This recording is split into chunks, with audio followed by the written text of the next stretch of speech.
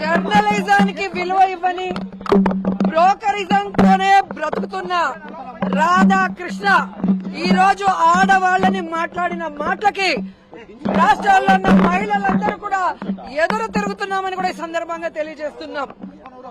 ఈ రాధాకృష్ణకి పెళ్ళాం లేదా, కూతురు లేరా? వాళ్ళు వీళ్ళకి గడ్డి పెట్టరా నేను అడుగుతున్నాను.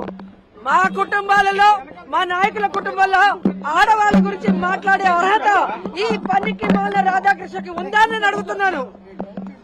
ఒక డొక్కు సైకిల్ మీద వచ్చిన రాధాకృష్ణ ఈ రోజు 1000 కోట్లకి ఎదిగాడు అంటే ఏ విధంగా చంద్రబాబు నాయుడికి బ్రోకర్ గా పనిచేశాడు, ఏ విధంగా ఎన్టీఆర్ ని దించినప్పుడు చంద్రబాబు నాయుడు ఇచ్చిన సూట్ కేసుల్ని మోసాడో అందరూ కూడా గమనించారు. ఇది రోసయ్య గారు కూడా అనేక సందర్భాల్లో చెప్పడం జరిగింది.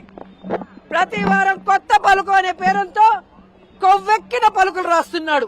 ఈ రాధాకృష్ణకి కొవ్వు కరిగిస్తాం, కొవ్వు దించుతామని కూడా ఈ సందర్భంగా హెచ్చరిస్తున్నాం.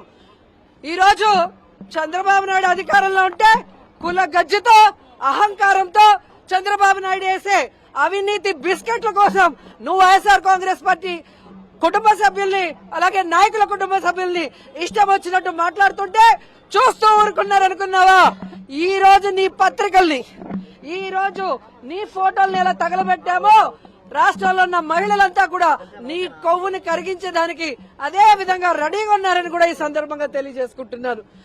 ఈ రోజు రాష్ట్రంలో నువ్వు దోచుకున్న దోపిడీకి, ఈ రోజు నీకు ఇచ్చిన నీ ఆఫీసులకి, అలాగే ఏవైతే చంద్రబాబు నాయుడు ప్రతిసారి అధికారంలో వచ్చిన తర్వాత నీకు కట్టబెడుతున్నాడో వాటిని కాపాడుకోవడం కోసమే చంద్రబాబు నాయుడు రాసిచ్చే రోత రాతల్ని రాయటం, చంద్రబాబు నాయుడు రాసిచ్చే బూతు మాటల్ని రాస్తూ విషపత్రికలాగా విషం చూపుతున్నాం.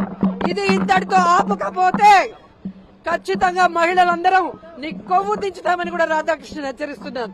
రాధాకృష్ణ కూతురికి, చంద్రబాబు నాయుడు భార్య భువనేశ్వరి గారికి, నారా లోకేష్ భార్య, అలాగే ఎవరైతే పవన్ కళ్యాణ్ భార్య, అలాగే మంత్రులు, ఎమ్మెల్యేల భార్యలను హెచ్చరిస్తున్నాం. మీరు మమ్మల్ని తిట్టిస్తే మాకు తిట్టడం చేత కాదనుకుంటున్నారా? మాకు సంస్కారం అడ్డొస్తుంది కాబట్టి, చదువుకున్న వాళ్ళం, విలువలు తెలిసిన వాళ్ళం కాబట్టి ఈ రోజు మేము ఇంతవరకు మీకు హెచ్చరిస్తూ వదిలేసాం. కానీ ఇక మేము మొదలు పెడితే మీరంతా బయటకు కూడా అడుగు పెట్టలేక సిగ్గుతో చచ్చిపోతారని కూడా ఈ సందర్భంగా తెలియజేసుకుంటున్నా. ఇంకొకసారి మహిళల గురించి తప్పుడు రాతలు రాసిన, మహిళల గురించి తప్పుడు ప్రసారం చేసిన, లేదా మహిళల గురించి ఇష్టం వచ్చినట్టు వాగితే మాత్రం ఆంధ్రజ్యోతి ఆఫీస్ నే తగలబెడతామని కూడా ఈ సందర్భంగా హెచ్చరిస్తున్నాం. ఏబిఎన్ ఛానల్ అనేది ఒక బ్రోకర్ ఛానల్. రాధాకృష్ణ